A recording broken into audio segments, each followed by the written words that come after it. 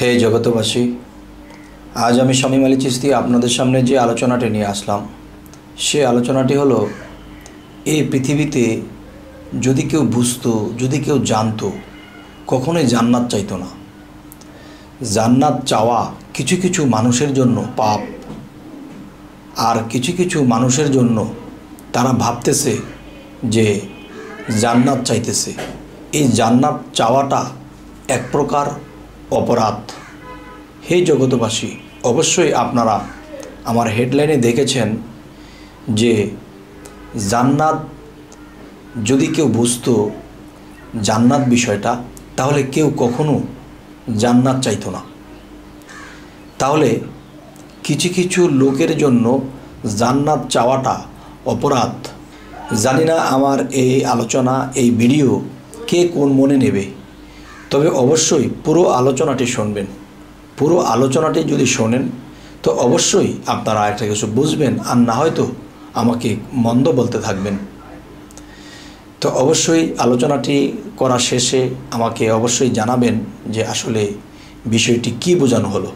যেমন একটা কথা, যে এই পৃথিবীর সমস্ত মানুষ সবারই কিন্তু দুঃখ কষ্ট আছে, বিভিন্ন প্রাণী জগতেরও দুঃখ কষ্ট আছে। তবে আল্লাহর বাণীতে পাওয়া যায় দুঃখ কষ্ট যন্ত্রণা আল্লাহকে কখনো স্পর্শ করে না। তবে আমি বলবো যে অবশ্যই কিছু কিছু দুঃখ আছে, তা আল্লাহর কাছে কিছু কিছু দুঃখ লাগে। সেই দুঃখটা কি আমি অবশ্যই আপনাদেরকে বলবো।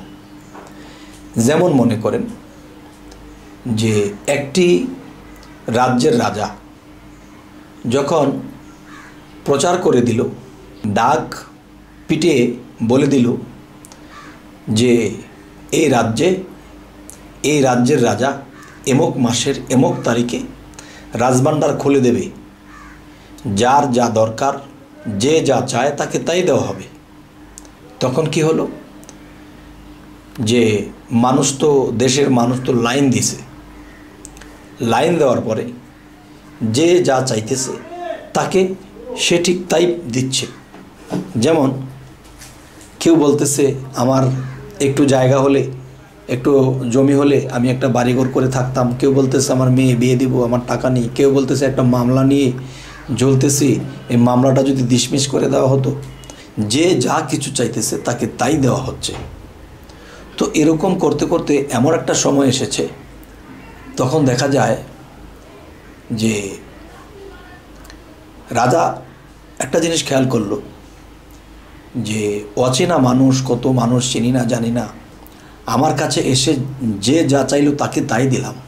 কিন্তু লক্ষ্য করে দেখলো তার পাশে একটা দাসী রাজার সেবা করে, যখন যা লাগে তাই দেয়, কিন্তু এই দাসী তো কিছু চাইল না। তখন রাজা নিজে জিজ্ঞাসা করতে বাধ্য হলো, আচ্ছা তুমি এত নিকটের মানুষ, আমার যখন যা দরকার তা তুমি এনে দাও, আমার সেবায় সবসময় তুমি নিয়োজিত থাকো, কিন্তু এত দূর দূরান্তের অচেনা মানুষ কত কিছু চেয়ে নিয়ে গেল, তুমি যে কিছু চাইলে না।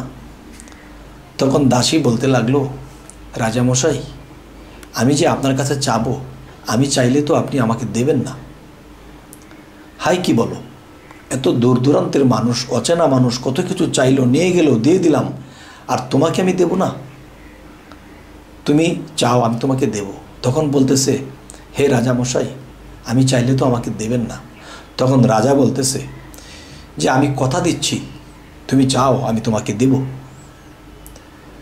তখন দাসী কি করলো, রাজার চাদরে ধরলো। আমার চাদরে ধরলো কেন? তখন বলতেছে যে আমি তো আপনাকে চাই। তখন বলতেছে আমাকে কেন? তখন বলতেছে যে আমি যদি আপনাকে পাই তাহলে কোনো কিছু আমার পাওয়ার বাকি থাকবে না। হে জগতবাসী, আজকের যে আলোচনাটি, মানুষ কিছু হইলেই মোনাজাত করে, 2 রাকাত নামাজ পড়ে, বা আল্লাহর জিকির করেছে, বা আল্লাহর একটু কাজ করেছে, আল্লাহর কাছে মোনাজাত তোলে, জান্নাত চাইতেছে। তো আমি বলবো যে এই পৃথিবীতে এমন কিছু লোক আছে তারা জান্নাত চায় না, বা অন্যকে জান্নাত পাইবার জন্যে এই শিক্ষাগুলোও দেয় না। একমাত্র শিক্ষা দেয় এবং নিজে যেটা করে সেটা হলো কি, যে আল্লাহর কাছে শুধু আল্লাহকেই চায়, আল্লাহর কাছে শুধু আল্লাহকেই চায়। আল্লাহ তোমাকে পাইলে আমার আর কিছু দরকার নেই।